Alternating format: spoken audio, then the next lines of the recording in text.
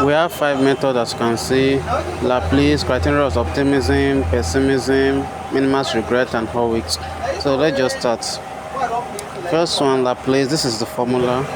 I already showed you the table and we're looking for expected payoff, so I showed you how to do it. 1 divided by how many are there, that is the n, by all of the in each row, and in this case the row is S1, S2, S3 and S4. So if you check back that table which I using for all of them, you will see how we get all of this. The S1, all those numbers are there, the S2 like that, S3 and S4. You'll see that each of the numbers tally, then you divide by 4 and you get the answer that you have now. Guys, after adding all of those rows together, you divide by 4 above 1/4 and you get each of those answers as your payoff.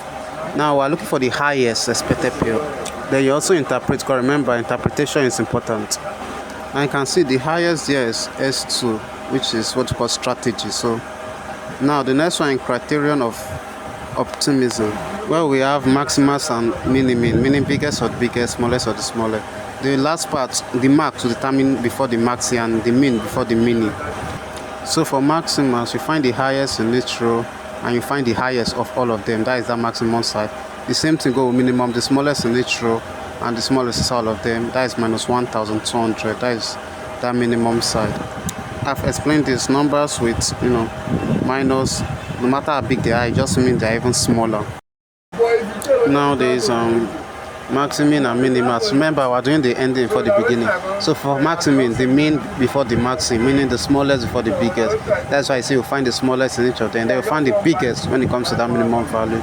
That is like the opposite of those optimism, right? The same thing. In the other one, we'll find the max, that is the biggest, before the mean, which is the smallest. So find the biggest in each row, which is 1, 5, 3, 750, 4, 750, and 4000 you are seeing in S1, S2, S3, and S4 row. And then we'll find the minimum, the smallest inside those 4 answers, and that's how you got that 1500. Now we're in the minimalist regret criterion. You can see I selected some numbers. Why? We're finding, using maximization problem, we're finding the biggest in each column: N1, N2, N3, and N4 column. No more row. No more S1, S2, S3, S4. That's 1000, 2000, 3750, and 4000. Now for the sake of this work, always go back to the question and always be good at tracing numbers. When you find that N1, that place where it is, you use to minus each of them in the S1, S2, the members. The same thing with N2, and it's then that is minusing, not you understand, they are the first numbers. That's why you're seeing 1000 minus this, 1000 minus that, 2000 minus this, 2000 minus that. Anyway, the same thing with N3 and the same thing with N4. Each are minusing their SS members in each row. Now we use them to restructure and create a new regret table from the way we arrange it. Like I say, go back to the tracing of the number and to what we did last. You understand how we got each of them. The N1, S1, S2, S3, S4 are there. The N2, S1, S2, S3, S4 like that. So from there, you can see, and by nature, you need to understand, the biggest and the smallest, because that is what we're doing. Anything that have regrets table. So the only thing is just to find out those then when you are through and structure the table, you find out the biggest of those things and the smallest of each of them in that regrets table. So it's like, you get what I'm saying? It's like minimax of the regrets table. Okay, no, so the same thing, but this time we're finding the minimum, because this is a minimization problem of the regrets table. So I'm finding the minimum, and this time instead of them coming first, they are coming last. So each of their members in their S's are minusing them. For N1, the minimum is minus 1250 because of that minus sign, right? And then you can see 1000 will minus 8, 250 will minus 8, like that. The N2 is 500, 1500 minus 8, 500 minus 8. So that's way till the N4. Then you are getting the idea from there. You restructure it. After you get that part, you restructure it, using it as a regret table again. From there, and that I said before, the regret table by nature is minimax. So you're finding the maximum in each row, S1, S2, S3, S4 row, and then finding the minimum inside all those maximums. So lastly, looking at this, this is the last one, Horwitz criterion, where we introduce something called alpha value. If you don't have an alpha value, it means automatically 0.5, but sometimes they give you, and that is 0.6. Sometimes they can even give you, because it's minimization and maximization problem. Sometimes they can say minimization is not given, which is 0.5, and maximization is 0.6 or 0.8 or whatever. So you be careful to look at the questions.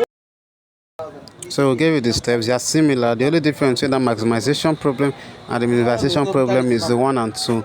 and it's still the same range, just in that place number 2 becomes number 1 and number 1 becomes number 2. We are finding something called a weighted output, and that is the formula for weighted output. You can see it there. It says alpha times maximum plus 1 minus alpha value times minimum. That's if it's maximization problem, and if it's minimization problem, it becomes alpha times minimum plus 1 minus alpha times maximum. Pretty classic. Even in the tables, whichever one will come first, will be determined by the problem you're solving. Now look at the first one. We're trying maximization, and they gave us alpha value, which is 0.6. So using all those formulas, if you even look at this direct, you'll see it as they're applying to the rules, and you can see that this is a maximization problem. Max came first before minimum, and then you can see it using that formula how it is applied. So remember, all of this is to get to those weighted outputs. So whatever answers we're getting is the weighted output for S1, S2, S3, and S4. And then we put it in the table. And then remember, look at this thing very well. We did the same using minimization, exactly what to do maximization, except remember now the min is coming first for the mark. That's why it says 0 before the 1, 5, or like the other case it was 1, 5, 4, 0. And in minimization, they did not give us an alpha value. And so remember, enter did not give us, we use the universal alpha value, which is 0.5. But in this Horwitz method, there must be an alpha value. So you can see it S1, S2, how we're solving for it. S3, S4, like that. So, and if you're an observant person, you realize that maximization Horwitz, we brought out the biggest weighted output. So in this minimization Horwitz method, we're going to use the smallest, which is the least, the minimized number. So bye.